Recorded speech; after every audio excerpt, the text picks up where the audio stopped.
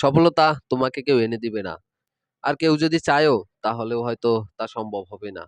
কারণ কেউ যদি তোমাকে সহযোগিতা করে সফলতা এনে দেয়, তাও বিশ্লেষণ করে দেখতে পারো। তোমাকে সফলতা এনে দেওয়ার পিছনে তারও কিছু না কিছু স্বার্থ রয়েছে। স্বার্থ ছাড়া কেউ কখনোই কারো উপকারে আসে না। এটা সবসময় মনে রাখবা যে স্বার্থ ছাড়া কেউ তার জায়গা থেকে এক চুল পরিমাণও সরে দাঁড়াবে না। এইগুলো না হয় বাদই দাও। তুমি এটা ভেবে দেখো, তুমি এখন শুরু করছো সফলতার যাত্রা।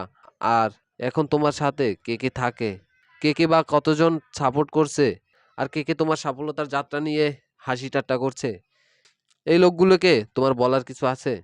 না, এই লোকগুলোকে তুমি এখন কিছুই বলবে না। কারণ তোমার সাফল্যের ট্রিট হিসেবে ধরে নাও। আর তুমি মনে এটা টার্গেট করে ফেলো যে তোমাকে তোমার টার্গেট অব্দি পৌঁছতেই হবে। আর সেই দিন তোমাকে নিয়ে যে বা যারাই হাসি ঠাট্টা করেছে, তাদের প্রশ্নের জবাব তারা তখনই পেয়ে যাবে। তারা তখনই এটা ভাববে যে তোমাকে নিয়ে হাসি ঠাট্টা করাটা কখনোই উচিত হয়নি। আর তোমার সফলতার পরে যে বা যারা আসবে, তারাই হলো স্বার্থবাদী।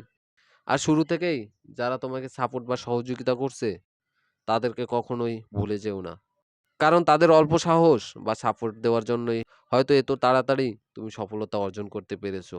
তাই সবশেষে এটা বলবো, ১ নম্বর লক্ষ্য, তোমাকে যদি সফল হতে হয় সকলের কথা তোমাকে শুনতে হবে। সকলের কথা শুনবা, কিন্তু সকলের কথা মতো কাজ করা যাবে না। তুমি যদি তোমার সামনে থাকা মানুষের কথাগুলো মন দিয়ে শুনো, তাহলে তুমি এটা বুঝবে কে তোমার ভালো চায় আর কে তোমার খারাপ চায়। খারাপ আর ভালো দুটো জিনিসই মানুষকে অনেক কিছুই শেখায়। আর এই ছোট্ট শিক্ষাটা তুমি যদি তোমার ভিতরে রেখে সেই শিক্ষা অনুযায়ী আগামী দিনের পথ চলো, তাহলে সফলতা তোমাকে খুঁজতে হবে না, সফলতা তোমাকে খুঁজে নেবে। আর একটা কথা সবসময় মাথায় রাখবা, যে এমন আঘাতগুলো তুমি বারবার ডিজার্ভ করো, যে আঘাতগুলো তোমাকে কষ্টের থেকে শিক্ষাটা বেশি দেয়। হাই ভিউয়ার্স, আমি আপনাদের সাথে আছি জিকিউ জাকারিয়া। ভিডিওটি ভালো লাগলে লাইক, কমেন্ট, শেয়ার এবং সাবস্ক্রাইব করে আমার সাথেই থাকবেন।